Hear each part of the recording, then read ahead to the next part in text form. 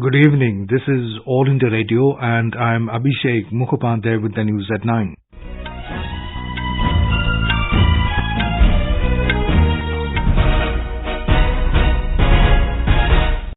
The headlines. Union Home Minister Amit Shah says government's target to make India $5 trillion economy is doable. Army Chief General Naravane reiterates zero tolerance policy against terrorism. Russian Prime Minister Dmitry Medvedev resigns. Iranian Foreign Minister Mohammad Zarif meets Prime Minister Narendra Modi in New Delhi, says India can play a significant role in de-escalating tensions in Gulf region. In badminton, V Sindhu advances to the second round of the women's singles Indonesia Master. Defending champion Saina Nehwal suffers shock exit from tournament. And in the Khelo India Youth Games in Guwahati, Gujarat wins Volleyball title in under-21 boys category, while Kerala bags the girls title. Union Home Minister Amit Shah has said the government's target to make India $5 trillion economy is doable.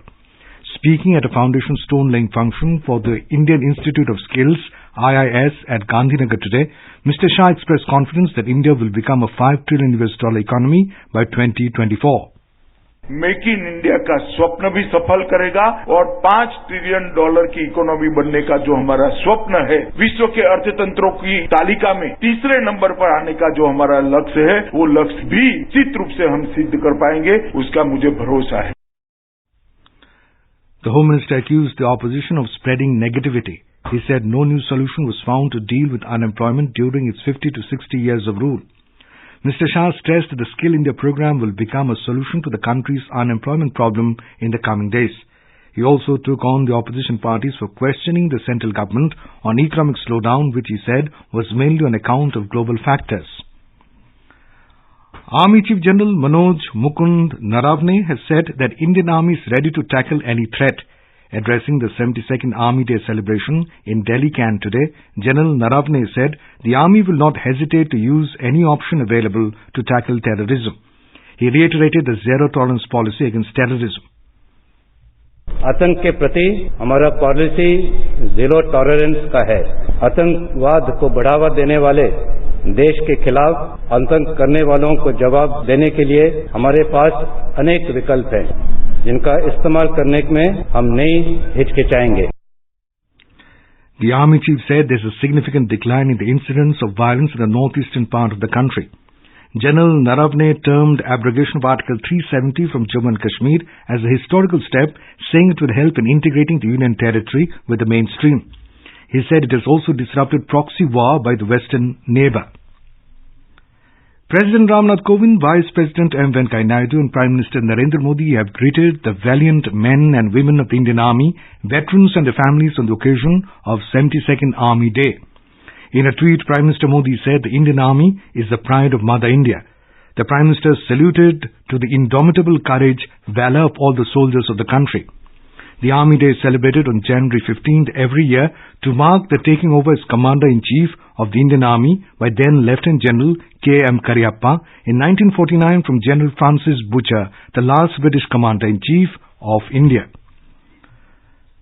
The Jammu and Kashmir Police today said it has recommended to the government that disgraced J&K Deputy Superintendent of Police Devender Singh be sacked from duty.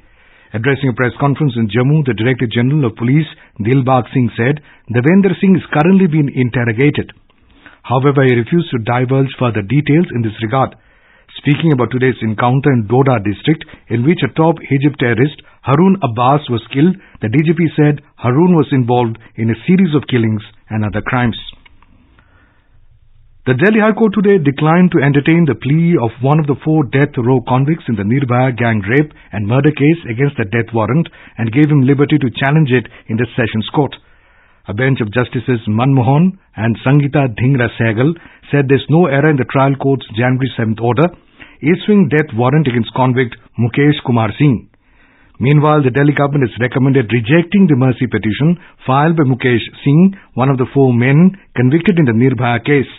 The mercy petition was filed by Mukesh yesterday, moments after the Supreme Court rejected a curative petition filed by him.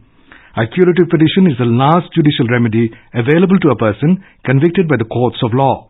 If rejected, convicts are left with the option of seeking mercy from the President. With the beginning of nomination process, the political activities are gaining momentum in the national capital. AAP has already declared its candidates on all 70 assembly seats. However, BJP and the Congress are expected to finalize the names of the candidates by the end of this week, as the 21st of this month is the last date of filing nomination. On the second day of filing of nomination process today, as many as 7 candidates filed their nominations.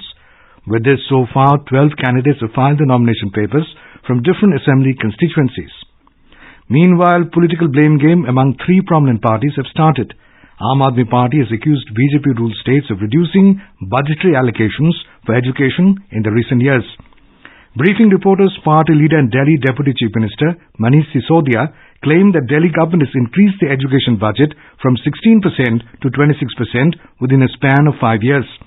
He alleged that the BJP governments in Uttar Pradesh reduced the allocation on education from 16% to 13% and in Haryana from 15.4% to 13%. On the other hand, the BJP has countered the allegations, saying that despite spending crores of rupees on education by the Aam Aadmi Party, nothing is visible on the ground. Party spokesperson Meenakshi Lekhi claimed that there is no permanent teacher and principal in the government schools in the city. She said the promise to open 20 new colleges and hundreds of schools by the AAP has also not been fulfilled. Talking to reporters in New Delhi, senior party leader and Union Minister Prakash Javadekar accused Aam Aadmi Party convener Arvind Kejriwal of deviating from principle and path shown by his mentor and social activist Anna Hazare. He also alleged that AAP is misleading the people over CAA. Congress has also criticized the AAP, with the party releasing a report on public transport system in the national capital. Party Delhi Unit Chief Subhash Chopra alleged that the public transport system has deteriorated under Kejriwal government. He alleged the city government has reduced the transport budget by 7.5%, while it was much higher under previous Congress rule in the national capital. This is All India Radio, giving you the news. For quick news updates, visit our News on AIR app and follow us on Twitter at AIR News Alerts. You can also visit our website www.newsonair.com. Russian Prime Minister Dmitry Medvedev has resigned. The TASS news agency said that Medvedev submitted his resignation to President Vladimir Putin today. It said President Putin thanked Mr. Medvedev for his contribution. The agency also reports that Mr. Putin will name Mr. Medvedev as deputy of the Presidential Security Council. Russian President asked Medvedev's cabinet to keep working until the new cabinet is formed. Iranian Foreign Minister Mohammad Zarif today called on Prime Minister Narendra Modi amid the ongoing tension in West Asia. During the meeting in New Delhi, Mr. Modi mentioned India's strong interest in peace, security and stability in the region.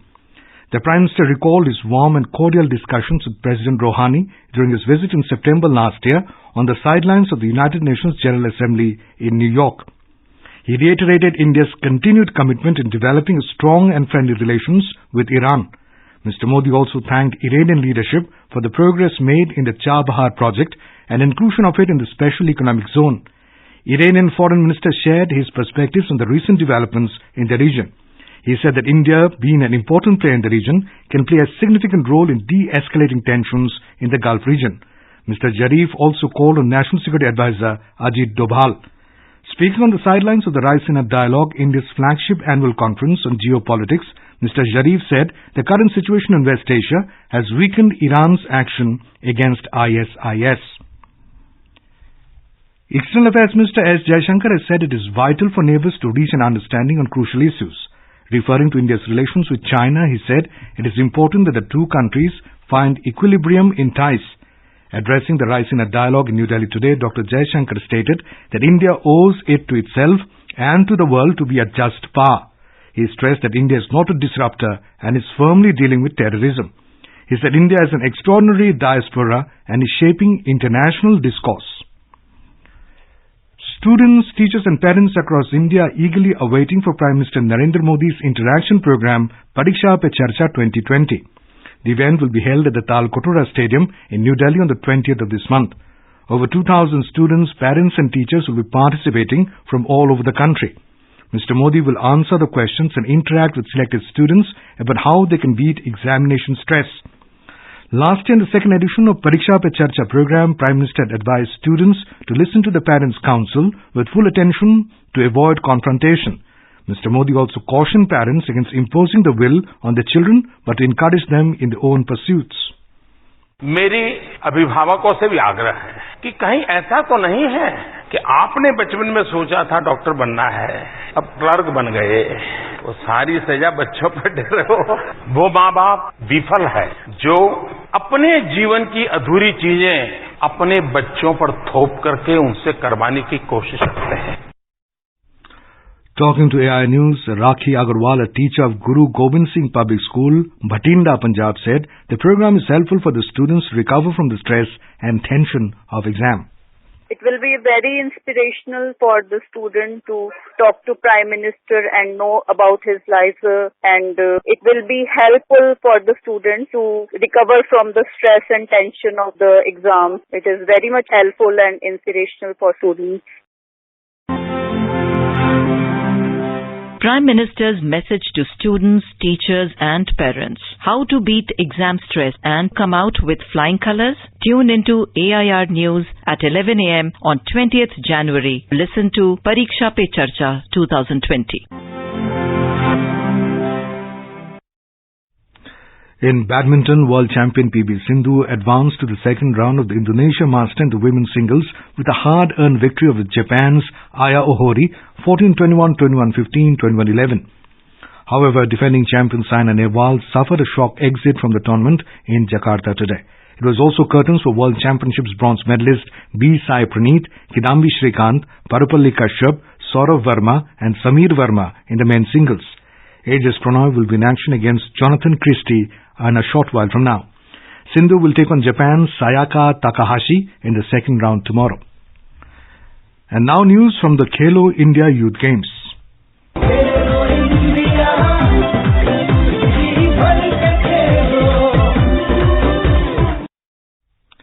In the Khelo India Youth Games in Guwahati, Gujarat won the volleyball title in the under-21 boys category, while Kerala bagged the girls title today.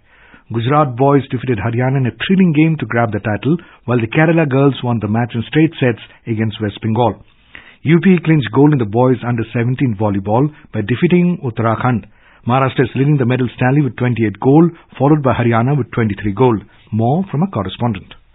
Kerala girls remain unbeaten in the volleyball to win the gold comprehensively. Team coach Sunny Joseph, however, said the team would perform even better in coming days. I am not fully satisfied about my team performance. They can do better than this. Two players are injured. Injured means angle to injury. One Anakha and Muthu Elaka. Those players are our key players. If they are fully fit means we can play better than this. In shooting, West Bengal's Ayushi Poddar and Amarta Mukherjee won gold in air rifle mixed team. Haryana's Anjali gold in under 21 25-meter pistol. Anjali said Khelo India helped her to excel in shooting. Earlier in the day, Assam grabbed 3 gold in lawn bowls. 19-year-old Surajit Buragohai has become the first player to win a gold in the event. With Sasank Kumar, Manas Patim Sharma, AR News, Guwahati.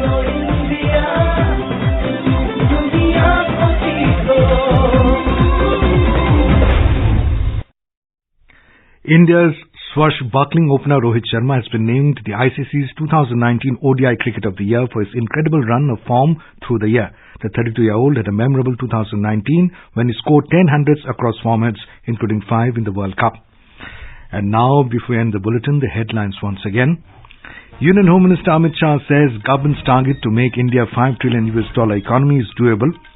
Army Chief General Naravane reiterates zero tolerance policy against terrorism. Russian Prime Minister Dmitry Medvedev resigns. Iranian Foreign Minister Mohammad Zarif meets Prime Minister Narendra Modi in New Delhi, says India can play a significant role in de-escalating tensions in the Gulf region. In badminton, V Sindhu advances to the second round of the women's singles. Indonesia's Masters. Defending champion Saina Nehwal suffers shock exit from the tournament.